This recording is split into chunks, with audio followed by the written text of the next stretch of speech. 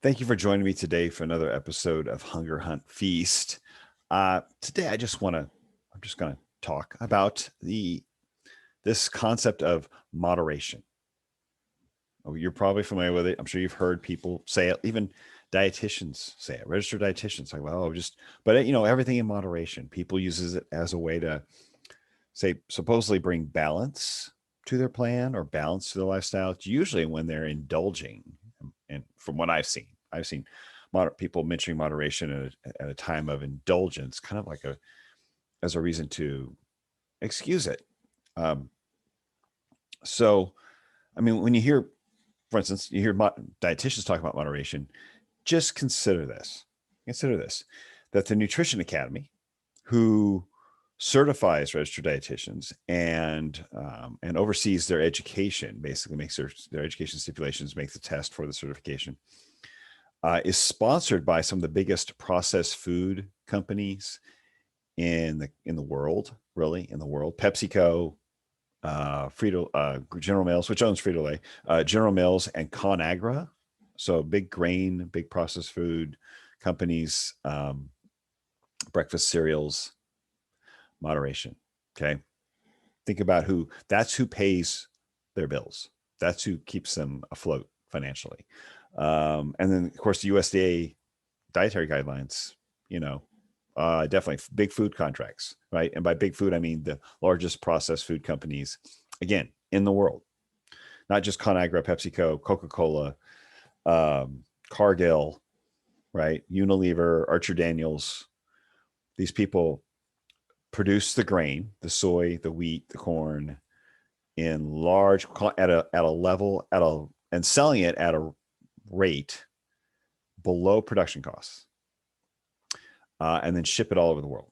And they make all the processed food and the oils I've talked about before, the canola oil, the soybean oil, right? Cottonseed oil, all those oils come from grains. How you squeeze oil out of a grain, I have no idea, but they manage to do it in a lot of processing and then put it in our food for filler, right? And for as a preservative. So these are the drivers of disease, basically, of dietary driven disease, lifestyle diseases, all the lifestyle diseases we're trying to avoid and that ruin our immune system, right? So consider the source, consider who pays their bills, consider who they have contracts with. When you hear that coming from registered dietitians or from a USDA, recommendation for a certain number of grains, certain amount of grains in your diet, promoting a fake meat alternative, or the moderation of, let's link up with Coca-Cola to promote this, agenda for exercise in school. That actually happened. So consider the source. Moderation is not enough effort, really. Moderation, in true sense, is not enough effort to really move you forward in any one direction. It's just, to me, sounds like a lack of commitment to making a decision to sticking with a plan. So when you don't feel like it, when you, at the times when you know what, you have a whim, you have a feeling, you had a bad day, someone said something mean, you don't feel like it, I'm going to go indulge. I'm going to go dive into the ice cream or the donut or whatever.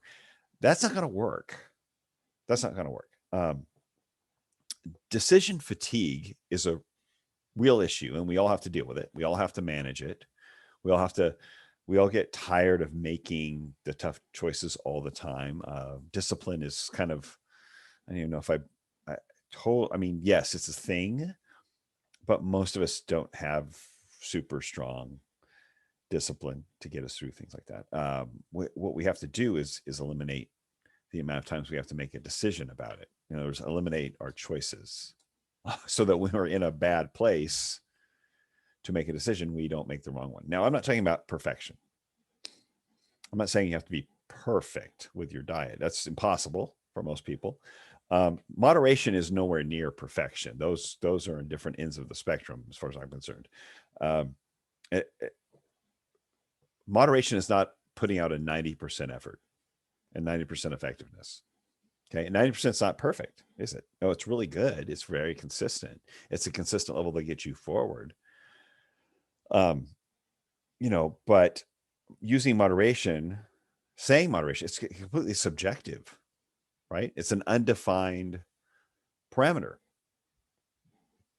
I mean, you can use it whenever you feel like. It doesn't really mean anything. It doesn't mean I'm going to do this much off, or I'm going to. It's not defined. It's usually not part of the plan, and it's just basically many times used to let someone off the hook, let themselves off the hook, right? And I'm not excusing myself from letting myself off the hook and indulging. I've done it, not proud of it, but we find ways to excuse bad choices. Um, Calling it moderation makes it sound more justified, as if that's part of the plan, and it isn't. It just doesn't. It's not going to get us where we want to go. Moderation is not the same as sustainable. Sustainable means you have enough change that you can hold on to or maintain in that time period, but then it still allows you to move forward. That sustainable amount that you can handle, sustainable changes to your lifestyle, move you forward. They're not a step back. They're not an indulgence. A sustainable level is not indulgences. It is the amount of change you can handle with all other things considered, family and work obligations. Okay. Um, and then allows you sustainability allows you to layer in more change when when you can, when it makes sense, as the first changes you made to your lifestyle become more part of a part of your lifestyle, become more normal, more natural. They're not as stressful to maintain, so we can layer in more change and keep raising the bar on ourselves to make our lifestyle much more impactful, right? um, Moderation, that's not moderation. Moderation is not about sustaining a plan. Moderation is going off plan as an indulgence. For instance, let's say you are coming in, you're used to eating several times a day, not really paying attention to what that is, what the food is. It's kind of like eating what you felt like eating. Um, and you start making change. I want to move towards a low carb, intermittent fasting schedule, but I'm not sure I can do it 180 degrees tomorrow. I mean, just turn the corner and be instantly there. Um, so a sustainable changes would be like, start off with just doing 3 low carb based meals, low carb meal plan, 3 meals a day, no snacks. If you're used to eating 5 or 6 times a day and you go to 3 meals and it's very low carb, you're eating mostly protein and veggies with maybe a little carb here and there at dinner. That's a big change. That's a big change. And you need to do that until that's sustainable. That's a new normal for you. You used to, it could take 2 weeks, could take 4, but you normalize that, in my opinion, um, before moving to like an intermittent fasting schedule in which you start skipping breakfast. But if you jump ahead too soon, the whole thing may fall apart because it's too stressful, too much change. So you go from 3 meals low carb to you're doing 3 meals on most days and then intermittent fasting on 3 days a week. You just skip breakfast and do lunch and dinner, and then move that intermittent fasting to 6 days a week and get that to be your new normal, your new lifestyle, right? You layer in the change, and then eventually maybe you're doing 1 or 2 24-hour fasts a week while maintaining intermittent fasting on the other days. See what I mean? It's a sustainable progression of change that helps you level up. That's nothing like moderation. That's not moderation. um, that's moving in a direction forward, and it's a plan, a very a definable plan, definable progress. It's not a random occurrence, right?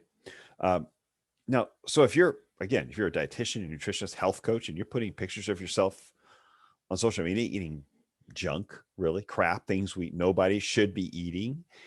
And, I'm not saying if you're on vacation and you're taking fun shots, you just happen to have that, that's what I'm talking about. You're saying, but if you're promoting it as moderation, or it's just part of your normal life, or this is part of a weekly thing for you. And this happened on Dietitian's Day. A bunch of them were, it was like dietitian, as if we need a day for dietitians. I whatever. But they had pictures, a bunch of them posting pictures of themselves eating donuts, ice cream, just really indulgent food that nobody should be eating, very highly processed, bad food. And if you're setting an example for people, which you are, if you're a health coach of some form, you're the example. Is that, what have you done? You call that moderation, but what you've done is you've set a negative example for people who look to you for leadership. Even, promoting regular cheat days where your whole day you're just off eating what you feel like, or it's just, but again, you can argue that, but I think, a deliberate step off for one meal or certain food for one time, that's one thing. Cheat days will set most people back several more days after the cheat day. But, you're just posting these pictures because it's a random Thursday afternoon. You felt like having ice cream. Yeah, you could do better. As a health coach, you should be doing better than that. You should be expecting more of yourself. And if you're going to do that, please don't promote it to other people and make them think that's normal and that's okay. And that's going to get them where they need to go. Set an example of consistency, not moderation or, being a snowflake. It's just not helping people. So if someone is struggling, say with insulin resistance or with emotional eating, those kind of random indulgences, not only will they not move them forward, they could set them back weeks, throw them off plan completely. And if you're trying to reverse an unhealthy progression, or habits, a health status like insulin resistance, maybe you're type 2 diabetic, you got 20 pounds to lose, you got high triglycerides, high blood pressure. These are real, serious markers of metabolic disease, which in some form 88% of the public has. So this is not random. This is not a small group. We got 35% overweight, 70% or more, or 35%, obese or more. It might be pushing towards 40 now. 70% overweight. These are the most common comorbidities of people who are hospitalized or put on a ventilator who died with COVID. So, and then of course they lead to diabetes, heart disease, certain cancers, stroke.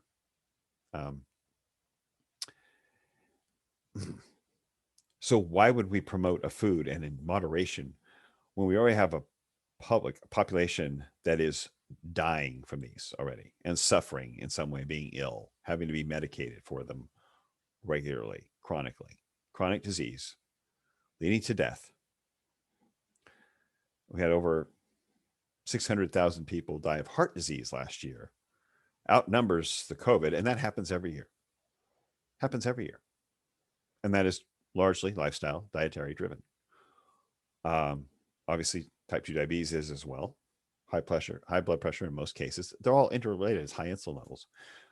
We don't need to set an example of moderation. We don't need to teach moderation. We need to help people stick to a plan. We need to help people with consistency and with a lifestyle change, not a 90-day push for extreme behavior that they are going to let off the gas and go back to normal. And, at the end of that 90 days, as if they're, whatever changes they happen to make in 90 days are just suddenly freeze dried, right? It doesn't happen that way. It doesn't work that way. This is about avoiding disease. So anything worth doing is going to require sacrifice. You have to give things up.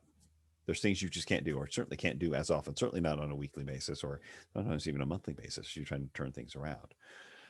So when I hear people say, I don't want to deprive myself, well, if you're overweight, insulin resistant, you have these other symptoms of metabolic disease, you absolutely need to deprive yourself of several things, and make some sacrifices to turn your health around, or it's going to continue to progress. Or you're going to continue. Don't expect things to change if you're not willing to deprive yourself. Don't say, I don't want to deprive myself, but then get frustrated because nothing changed, or this diet didn't work for me. You did it in moderation. You didn't want to deprive yourself. So again, these are indulgent lifestyle changes or choices. usually involving just eating too often, eating too much high energy food that is very low nutrient dense, micronutrient dense, but high energy, like high carb and fat, usually high carb and fat together. Processed foods, which are made up of sugar, starch, and processed vegetable oils. The oils I mentioned before, coming from the canola, safflower oil, corn oil, soy, right? All those, cottonseed, rice bran, all those the hateful eight as they're called. Yeah, you need to deprive yourself of unhealthy habits, and you do not get to do unhealthy habits in moderation if you're trying to turn your ship around. If you're trying to reverse a disease, um, it's just not going to happen. I mean, you really be honest with yourself. Do you really think that the weight's going to come off? You're gonna improve your insulin sensitivity and your triglyceride levels through indulgence, by indulging yourself in your diet, by having the frequent sugared up coffee drink, latte, whatever of the month, of the season, having that donut in the office kitchen, the free donut after your vax, right? Every day, or even weekly, having that random ice cream just because somebody says something mean to you. Yeah, we're not 5 years old anymore. We can't keep eating like we're children and expect to stay healthy as adults. Um, is it going to come through indulgence, or do you think you might achieve that through sacrifice, through saying no, through having a plan, to being consistent 90% of the time? Um, I mean, if you when you hear these weight loss coaches and these food peddlers, these weight loss plans that send you the meals and say you can eat the foods you love and still take off the weight, well, be honest. You believe that? Because I'm going to tell you, they're lying to you. They're lying to you. If you're one of those rare people who can eat whatever you want and just manage your weight with exercise over the age of 40, once you get past 40, then you wouldn't be in a situation where you'd need to lose weight right now. You wouldn't have to lose 30 pounds because you'd be one of those people. You'd be doing it. Um, so yeah, you're not one of the people who can eat what you want. Sorry. Um, Otherwise, you wouldn't have the problem. And even those people who they may look good on the outside, but as they get past 40 and 50, their blood work will tell a different story. If they're still eating things like pizza and fast food and sodas and junk food and drinking often, their blood work's going to show it. They may have some biceps, or they may have some look good in their jeans, but they've their blood work might tell a different story. Honestly, that kind of stuff starts underneath the muscle in the visceral area, with the visceral fat getting on around the liver and the pancreas and those other organs. That's what is the most metabolically impactful. It's what causes disease, most hormonally influential. It affects our hormones, like metabolic hormones, and drives disease. It drives the insulin resistance and the type 2 diabetes and the heart disease. It's that visceral fat around the liver and the other organs, kidneys, pancreas, heart, eventually. Um, the single most determining factor, there was a study showed, came out last August 2020, I believe it was, late summer. Visceral fat was the most common determining factor in whether someone was hospitalized and had to go on a ventilator with COVID, because visceral fat drives those other comorbidities. And so the best way to reduce visceral fat, time restricted eating or fasting, so limiting the amount of time in a day, that you eat, so that you have a good fasting period, 15, 16, 18 hours, 24 hours, whatever you do there. Do it all, honestly. And reducing fructose, which is sugar, reducing processed food, which usually has sugar in it, processed food in it, this has a lot of fructose and add sugars, reducing alcohol. So fasting, getting rid of processed food, sugar, alcohol. That would reduce a lot of visceral fat. Those things get processed in the liver. And as I mentioned, more people are dying from heart disease in the US every year than died from COVID last year. And your risk for both of those, in the majority of cases, okay, can be managed with diet. There's always outliers. There's always people with autoimmune issues that make them more susceptible to disease, and that's going to be the case in any disease coming at them. But the majority of the population, lifestyle driven, controlled with diet, and maybe some added movement on top of that. Diet, sleep, not only about sleep, diet, sleep, and movement. And again, moderation is just mediocrity. Another word for mediocrity. So mediocrity is not going to get you anywhere. Look around. We're surrounded by it. Normal, mediocre. Normal is sickness. Normal is sick. The norm is to be sick. The norm is to be metabolically unhealthy. And so if you want to be healthy, you can't do what everyone else is doing. You can't make the same decisions they make. You can't eat the things they eat. You can't live the way they live if you want to be healthy. Because again, as I mentioned, this study has been overstated. I've overstated it, but it's worth stating again. UNC study from 2018, I believe. 88% of the population has some symptoms of metabolic disease. So you've got to set yourself up to succeed. And it takes work, it takes sacrifice, it takes resilience, consistency. Again, discipline alone is not enough. We all fail at some point from decision fatigue. So we have to eliminate the opportunities to decide to go off plan as much as possible.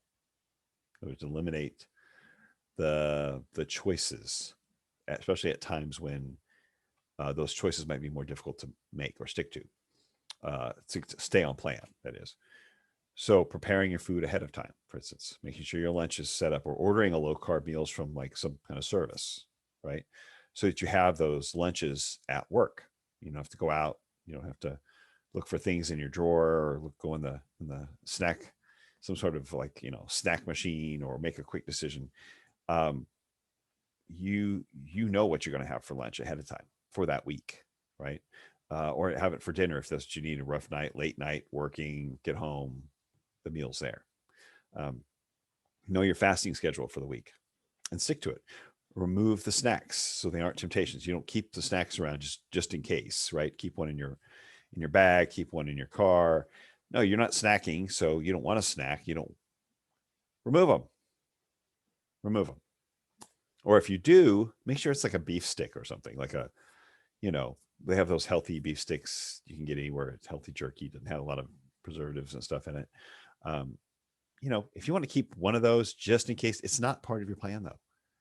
And that's to replace a meal. Like you didn't get to, like, for whatever reason, you blew it on lunch.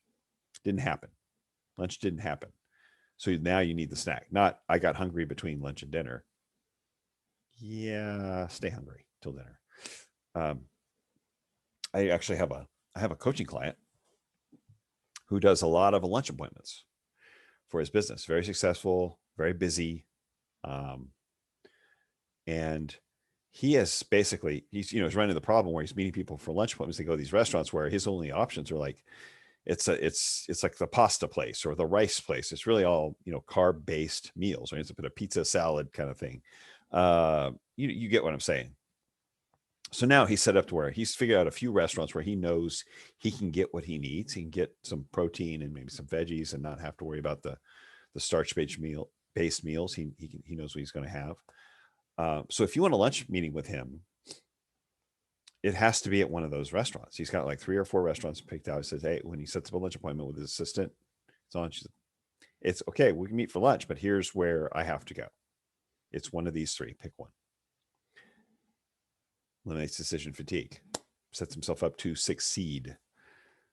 Set your sleep schedule. Plan it out ahead of time. Know when you're supposed to go to bed because based on when you're supposed to wake up. I try to stick to that all the time. Such do not get caught up on a Netflix marathon session of, one more episode. Stick to your sleep schedule. It's very important. It affects your metabolic hormones greatly. Actually, if you're underslept, cortisol levels go up. It affects your cravings. Your insulin levels can go up. Fat burning is limited. So you're cranky, hungry, tired, not a good person to be around, really. and you're just trying to find food to energize your brain. So that's going to be the highest energy food you can get your hands on. High carb, high fat, usually, and low protein, in most cases, protein diluted. Plan when and where you're working out that week. Make sure you know ahead of time. I'm on Thursday, I'm going to doing this. Friday, I'm doing this. Put it on your calendar. Put your workouts on your calendar. Like put on your Google calendar, whatever calendar you use, paper, digital. Put it in the calendar so you don't run over it, and you get a reminder. Oh yeah, workout this time. Make it part of your lifestyle. Give it the same respect. Give your health the same respect that you give your business or your job. You're paying your bills. Those things have to be done on a schedule. They have to be done on time with consistency. Why is your health not worth the same level of respect? Right? Plan out your diet. Plan out when you're going to eat, what you're going to eat. Make sure you're sticking to your sleep schedule. Put your workouts on your calendar. Make it part of your schedule. That's how it becomes a lifestyle. That's how it becomes a lifestyle. Okay, that's how you get it in. And this is new for you. You definitely need to do that. You definitely need to put it in there so that you are stopping to honor those parts of your schedule that respect your health, that help you with your health, right? That take you in the right direction, and eliminate that decision fatigue because it's part of your schedule. Um, it doesn't just determine how long you live, but how well you live while you're here. So not just lifespan, but your health span. So that way here you're not subject to sick care, the sick care industry. You're gonna delay the onset of disease or avoid it completely. Delay, or maybe even you're at a point where you're on several meds and you got these. You can reverse that. Okay. Um, if you continue to excuse, again, if you continue to excuse your indulgences with the term moderation, this idea of moderation, it's not going to go well for you. It's not going to turn out well. You're not going to be able to turn things around. If you're already on these meds for hypertension, blood sugar, maybe you're a type 2 diabetic, know that you can reverse that with your lifestyle. Know that you don't have to stay there. It doesn't have to be a progressive disease, and it's been seen over and over and over. I mean, doctors have been helping people reverse, very progressive doctors who focus on their diet, right? Fasting, low carb, helping people reverse their diabetes and getting them off their meds completely for over a decade. It's been happening. Tens of thousands of people. It's happening all the time. People are reversing their diabetes. They're coming off of their meds because their body can regulate their blood sugar on its own. And they're regaining their insulin sensitivity. But it starts with you. It's up to you. And if you really want to turn your life around or turn your health around, you're going to have to be consistent. It has to be a lifestyle change. It's something you're going to stick with. It's not a temporary fix. It's not a 90-day push. It's start making changes, layer in more change until you get this very effective, very healthy, consistent lifestyle that's taking you forward, that's making the changes you want. And being consistent with a strategy over time is what makes real change. It's not 90 days doesn't do much of anything. And being inconsistent over time really doesn't do much of anything either. It is the consistency over time gives you real change. Now, if this last year hasn't convinced you that your health is the only thing you really have control over and that you need to manage it well, I honestly, I don't know what would. People have lost their right to go to work or open their business, send their kids to school, go to big events. That's certainly affected a lot of industries, shut industries down. They can't hold large events in convention centers or at arenas. So the sports industry, music industry. We've had, obviously restaurants and bars shut down. People wanted to go, couldn't go. Business owners wanted to open them, were willing to open them, not allowed to. Some places people couldn't even go outside. There's a lot of countries that are completely shut down too. They regulate when people can go to the store. You can't go to the store when you want. Can't. These are decisions being made for you. You do decide. You get to decide what you eat and when you eat it and when you go to sleep, for the most part. That has not been regular. That's not been taken away yet. Um, but you're deciding what you eat, when you eat it, when you go to sleep. And you can exercise. If you want to exercise, add exercise to that. You can do that in your house, your yard. You can move. You can find a way to move, do something. You find some bands, some tubing, some basic stuff, some floor stuff, and you can move.